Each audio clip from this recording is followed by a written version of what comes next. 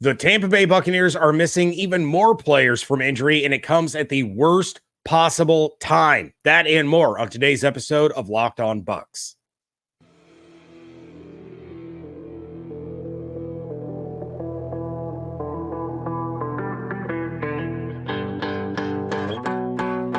You are Locked On Buccaneers, your daily Tampa Bay Buccaneers podcast, part of the Locked On Podcast Network, your team every day.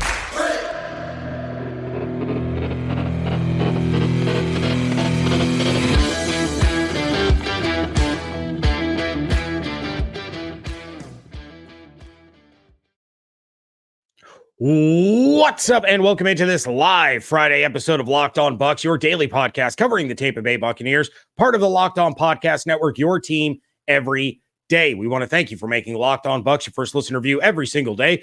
Don't forget you can subscribe or follow for free on YouTube or wherever you get your podcasts. And of course, you can follow along on Twitter. I am James Yarcho at JYarcho_Bucs. He is David Harrison at DHarrison82. We are your hosts of Locked On Bucs, credentialed members of the media covering your Tampa Bay Buccaneers. I am the deputy editor of SB Nation's BucsNation.com. David is a staff writer over at BucsGameDay.com, Sports Illustrated's fan nation site covering the Tampa Bay Buccaneers. And we are here with you every Monday through Friday, along with our everydayers and our every livers. And as always, we want to share our appreciation for your continued support of the show. And now you can join the Locked On Bucs Insiders, where you get the news, the inside scoop, exclusive content delivered directly to your phone, and one-on-one conversations with me via text message, which have been an absolute blast. So if you want to join in and all the fun there, go to joinsubtext.com/lockedonbucs to sign up. Today's episode is brought to you by Game Time. Download the Game Time app, create an account, and use code LOCKEDONNFL for $20 off your first purchase. Last-minute tickets, lowest prices, guaranteed. On this episode, we're making our predictions, and we're giving you our keys to the game.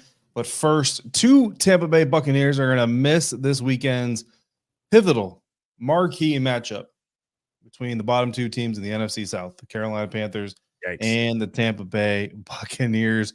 Game status reports coming out on Friday, and legendary linebacker Lavonte David will continue to miss time due to a groin injury. I think when it first happened, James, I think we talked about it on an episode, and I think it was Jenna Lane said she was kind of speculating on the diagnosis or sourcing the diagnosis. And I went and slept in a Holiday Inn Express and found out that Lavonte David's brand of groin injury typically takes about 3 to 4 weeks to recover. So I think that puts us on track to see him here in the next week or two, but not this weekend. Jamel Dean is also out with an ankle injury. Devin White is out as well with a foot injury. Mike Green is out with a calf injury against Carolina Panthers, and most likely the rest of the season, if not confirmed the rest of the season, on IR. Pat O'Connor promoted from the practice squad, doubtful to play in place of Devin White and Lavonte David. Servassier Dennis, who is ill, he's down with something, and it's not OPP.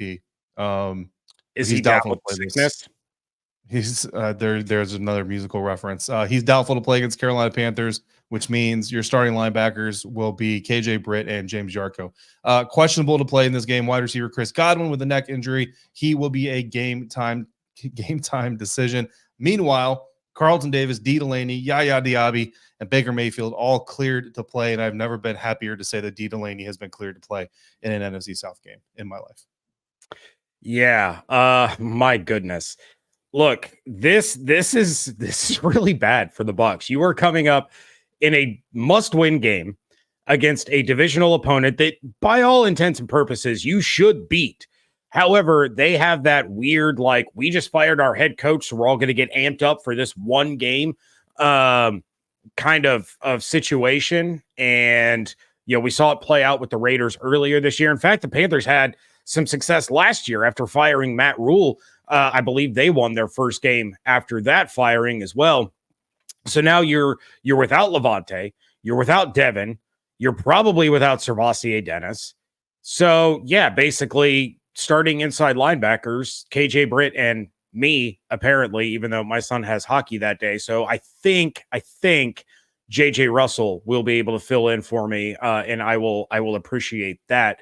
But this is a problem. And then on top of all that, like, Chris Godwin's status is up in the air. Like, we already knew the wide receiver depth was a problem for this team. You lost Russell Gage before the season even started. So now you're down to Mike Evans, Trey Palmer, Devin Tompkins, and David Harrison. Those are your wide receivers. Hey, look, give me that game check. I will come down there and I will run the most disgusting routes you have ever seen. That is not a good kind of disgusting. That's a bad kind of disgusting. But it's always good to see Daytona Dad, Daniel, Danny, Demon Hunter, Richard, and anybody else who decides to join into the conversation. I see some of your questions, guys. We will try to get to some of those questions because obviously you want to talk about the future, and we need to do that. But we also have to talk about a game coming up this weekend for the Carolina Panthers. Safety Von Bell, Ohio State Buckeye legend Von Bell will be out for this weekend's contest. Tight end Hayden Hurst also going to miss this contest. Doubtful is tight end Tommy Trumbull, which means Carolina Panthers probably starting tight end James Yarcho in their place. Questionable safety Jeremy Chin, linebacker Yetur Gross-Matos. A lot of dudes are questionable. J.C. Horn is questionable, the cornerback, with a hamstring injury as well. And then no disrespect to anybody else, but I'm not reading that whole list. Cleared for play. CJ Henderson, the cornerback, will be playing, as well as wide receiver Jonathan Mingo, who likes to run towards the sideline during quarterback scramble drills because that's not at all what you're taught to do. Offensive tackle Taylor Moton, and safety Xavier Woods. This is at least beneficial for the Bucs considering their injury report. So as a Bucs fan, you love to see the Von Bell is out because the Panther secondary is already garbage. So Von Bell being out is certainly a good thing. And then, of course, Jeremy Chin being questionable. I would think that he's going to play. It looks like he was trending in that direction, but he can't do it all himself. You have J.C. Horn, who's, I mean, good luck trying to keep up with Mike Evans. You're gonna end up ripping that hamstring completely off the bone if you're already dealing with a hamstring injury. So, again, this is a Panthers team that even without Lavonte David, Devin White, Chris Godwin, Savassier Dennis, the Buccaneers are better than this Panthers team. It's just a matter of, can you overcome the injuries? Is the coaching going to be good enough to overcome the injuries? Or are you catching the Panthers at the absolute worst possible time because they're going to have this emotional, motivational rally game to, bring everyone together after the firing of Frank Reich? I don't know. I was a lot more confident when I recorded the crossover with Julie and Council than I am right now as to how things are going to go.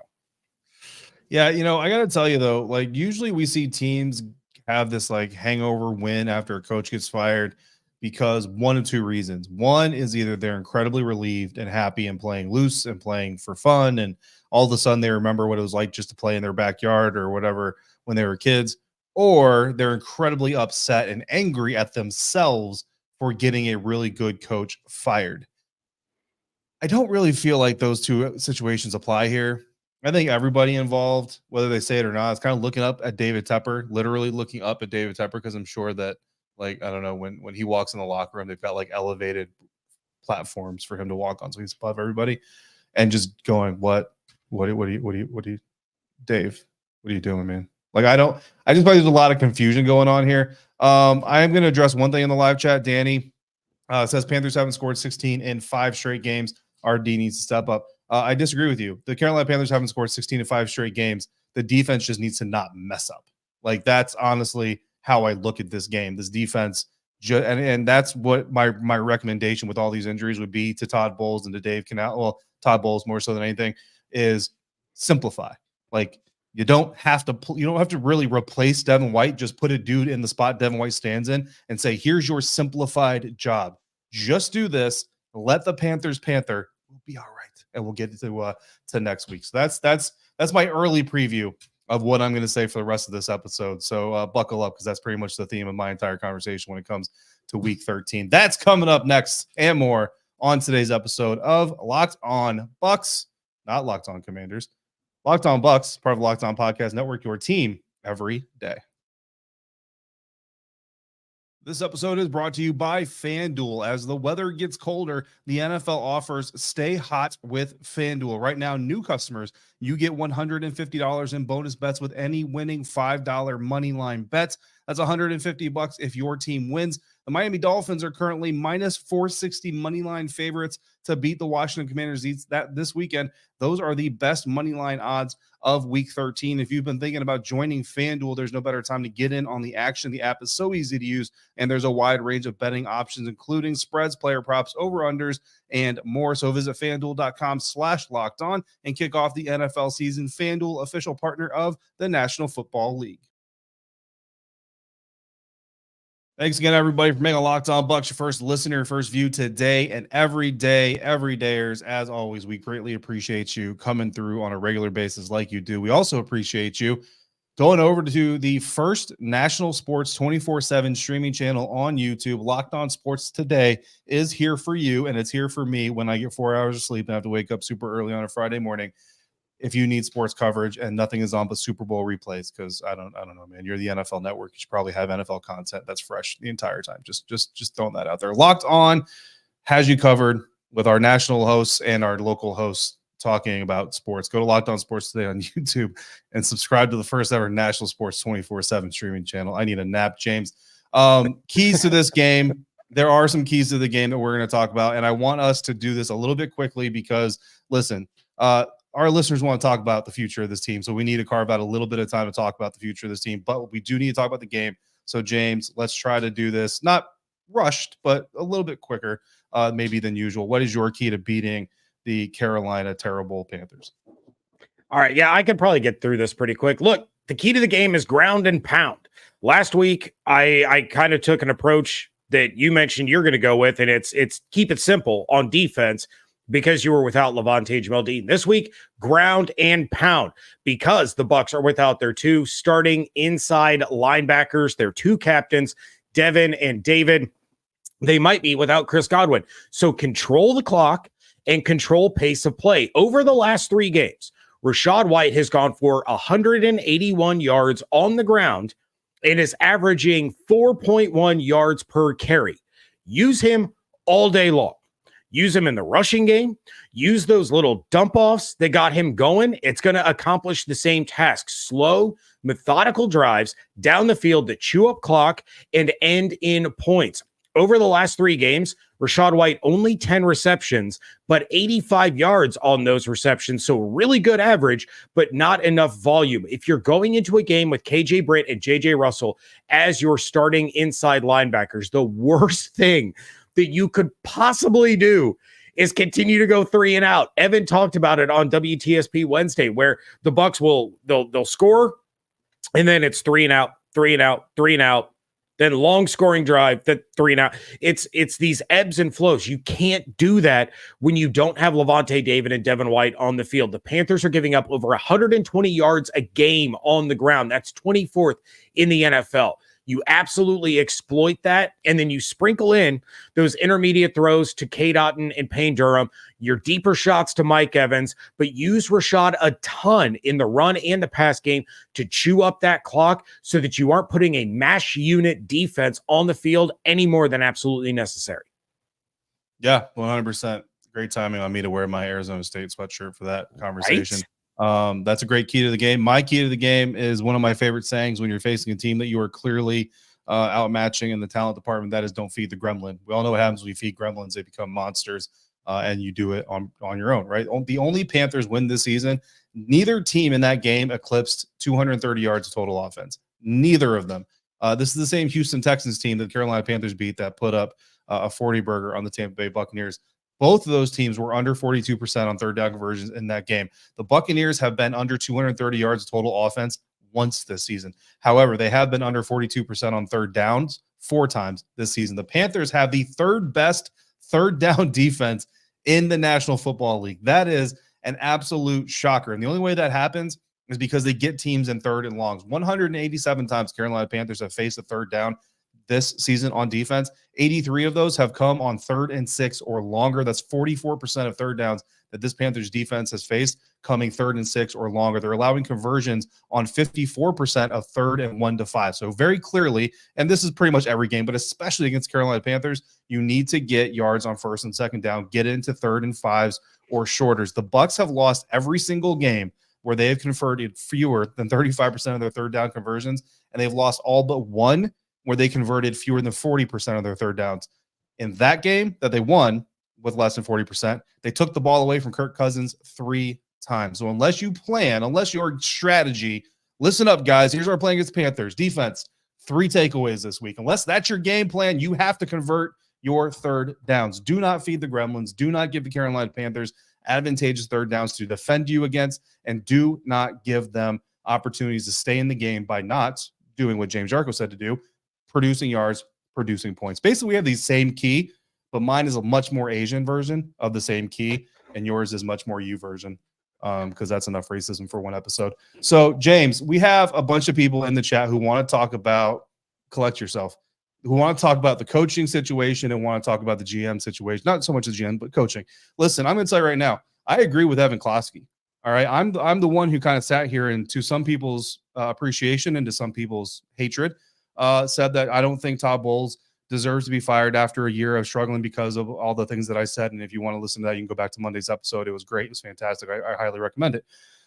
But that being said, if you lose this game, you deserve to be fired, to be quite honest with you.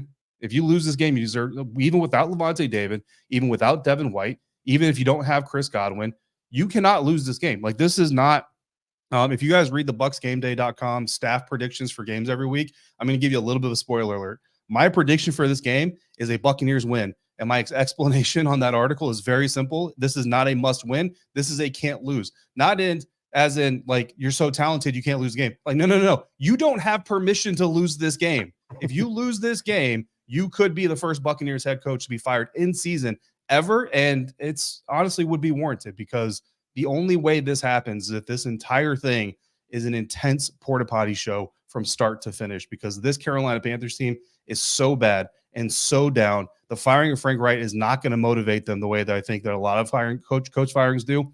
This Buccaneers team, again, you do not have permission. As much as I can't give you permission anyway, you do not have permission to lose this game.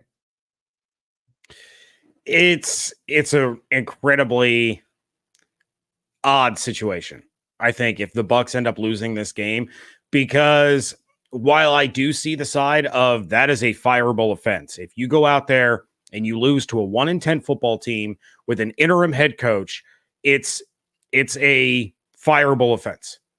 But I still don't think it would happen. I still don't think that the Buccaneers would end up firing Todd Bowles. He would 100%. The opening of this show, Sunday night when I go live after the game, if the Bucs lose, will be Todd Bowles is a dead man walking. That and more on today's episode of Locked On Bucs. That is 100% going to be my cold open. But I don't see them saying, okay, the season's over, let's go ahead and get rid of him now. It won't accomplish anything, because now you're going to have assistant coaches that are checking out. You're going to have players that are checking out.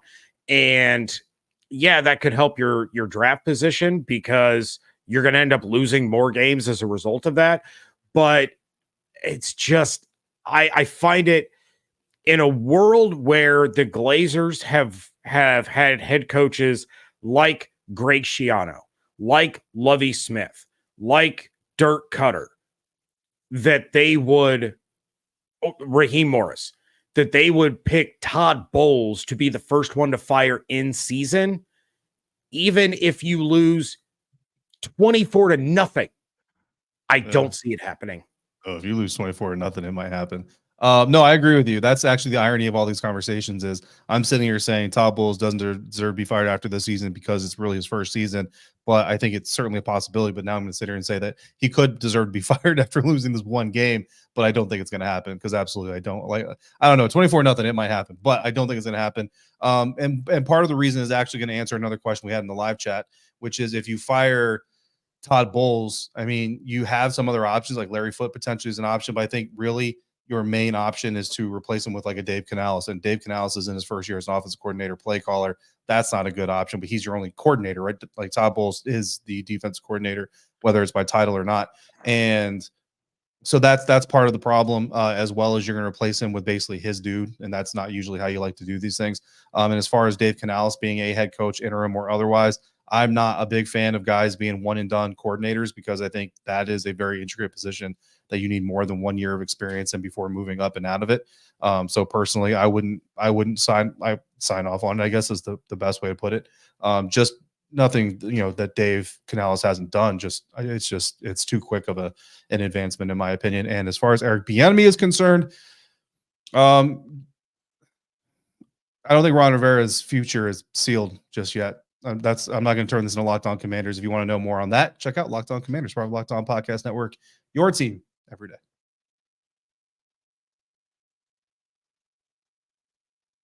That's not the end of our segment. We've got predictions coming up in our final segment of today's episode. James and I are just playing chicken here. That's coming up on Locked On Bucs, part of Locked On Podcast Network, your team every day. Today's episode is brought to you by Game Time. You shouldn't have to worry when you're buying tickets to your next big event, and Game Time is the fast and easy way to buy tickets for all your sports, music, comedy, and theater events near you with killer last-minute deals, all-in prices, views from your seat, and their best price guarantee. Game Time takes the guesswork out of buying tickets. Easy to find and buy tickets for every kind of event in your area. Game Time gives you the lowest price guarantee, event cancellation protection, job loss protection, and more. Game Time is the only ticketing app that gives you complete peace of mind with your purchase, and you can see the view from your seat before you make your purchase, so you know exactly what to expect when you arrive. Take the guesswork out of buying tickets with Game Time. Download the Game Time app, create an account, use the promo code LOCKEDONNFL, and you'll get $20 off your first purchase. Terms apply. Again, create an account with Game Time, redeem the code LOCKEDONNFL to get $20 off your first purchase. Download Game Time today. Last minute tickets, lowest price guaranteed.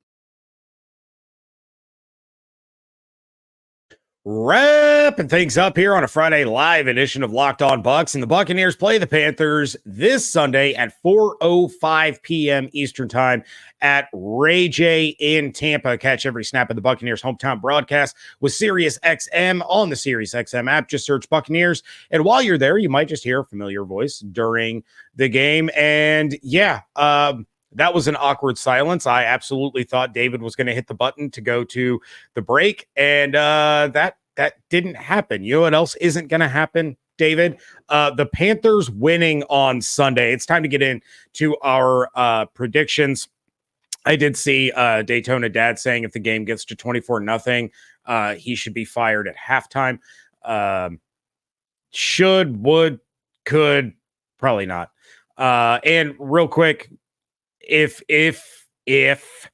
Todd Bowles does get fired in season, I think they would end up promoting a positional coach or somebody with a lot more experience than Dave Canales to be the interim head coach. I think that would make the most sense. Mm-hmm. You don't, for a first-year offensive coordinator who's still learning the ropes, the last thing you want to do is heap all of that additional responsibility onto him. So it probably would be going to a guy like a Larry Foote or one of the other coaches that has far more experience. But it's time to lay out our predictions, and we're going to start with the bold predictions. Mine's pretty quick, simple, easy, goes right into my key of the game. Rachaad White is going to go for over 100 rushing yards for the second consecutive week, and this time there's not going to be any Baker Mayfield quarterback sneaks at the goal line. Turn around, hand it to number one, and let him get in the end zone. So Rachaad over 100 yards rushing plus a score. I like it. My bold prediction is going to be a little bit complicated because why not? Bryce Young, this is his third NFC South opponent that he'll be facing out of three possible, right? So the last one.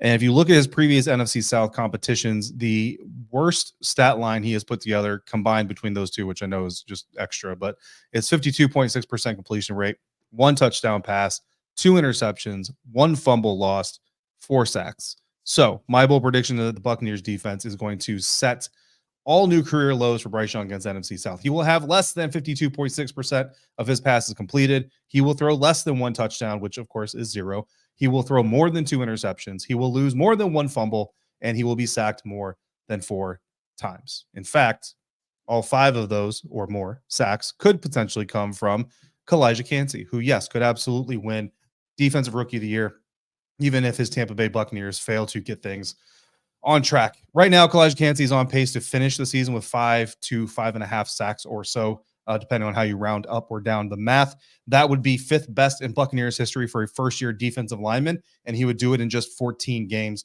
played. So that's pretty impressive. You know what I mean? The Buccaneers have had some pretty decent defensive linemen come through, even if guys who only had one really good year and then didn't have necessarily great years after that. Already, Kalijah Kancey is 2nd in franchise history in tackles for loss for a rookie defensive lineman. However, a little bit of a caveat to that, there are some guys, especially some dude named Warren Sapp, whose rookie years predate when they started tracking tackles for losses. So just to be fair, he is 2nd in franchise history, but also tackles for loss, a fairly new stat collection. So bottom line is Kalijah Kancey's having a pretty good year. And I think going up against a young quarterback like Bryce Young, this is the opportunity for a guy like Kalijah Kancey to really put his stamp on an NFC South matchup. You're talking about Colorado defensive line coach Warren Sapp? That Warren Sapp? That's going to be he's not. Disaster. No, he's not. Is he? Yes. Is that a real thing?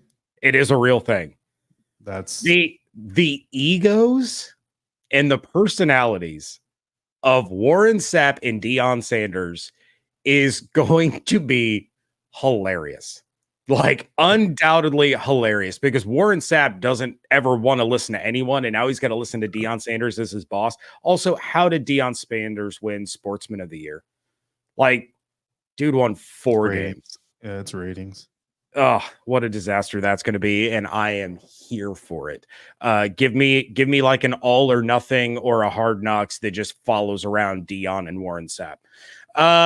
My predicted player of the game, you would think it'd be Rachaad White. I talked about Rachaad White a whole bunch in my key to the game. I just talked about Rachaad White as my bold prediction. No, my player of the game is going to be Mike Evans, because if Chris Godwin is out, Mike Evans is your only viable option at wide receiver. All due respect to Trey Palmer and Devin Tompkins, are you really going to trust those guys on 3rd and 7 from your own 45 to catch the ball and move the sticks? Are you really going to trust those guys on 3rd and goal from the 7? No, it's Mike Evans or bust, period. Which means he's going to garner a lot of attention by the secondary because they're going to try to force the Buccaneers to beat them with somebody not named Mike Evans, the same guy that went for 207 and 3 the last time the Panthers were in Raymond James Stadium. Mike don't care. He's going to beat whoever lines up across from him. Anyway, he can be double teamed in the end zone. He's gonna head top him and score a touchdown because he's Mike Evans. Bonus bowl prediction: Mike Evans gets the 150 that he needs to reach 1,000 yards in this game. So very nice. With that, let's move over to the score predictions. For those of you that listen to the Crossover Thursday episode with Julian, you know that my score prediction is 20-13 Bucs. David, how do you see this one shaking out? Well, Danny wants to know who our pick would be if Todd Bowles did get fired. I think Harold Goodwin, your assistant head coach, is the natural selection. I think that's probably most likely what would happen. If not Harold, I'd probably go Larry Foote. But Buccaneers 24-10 because, again, you don't have permission to lose this game. So that's what's going to happen. I mean, it's quick, simple, easy. With that, it's going to be an interesting one. Also, shout out to the NFL. Some people have complained about this. Thank you for flexing this over to 4:00. I realize it's going to make the live start a little bit later, but my son has a hockey game at 1:30. I'll be home in time for a 4:05 kickoff. So thank you for that. But that is going to do it for this episode. Make sure that you are subscribed to the YouTube so that when I do go live on Sunday for the reaction episode, you get notified and you can join in the live chat along with people like Danny, Demon Hunter, Richard, Daytona Dad. David Stacks is usually in there. I didn't see him in there today, but that's all right. You can be like David and become a Locked On Bucs insider. Go to joinsubtext.com/LockedOnBucs. But till then, hope you all have an absolutely outstanding day. Stay safe, stay healthy, fire the cannons. Thank you so much for joining us right here on Locked On Bucs, part of the Locked On Podcast Network, your team every day.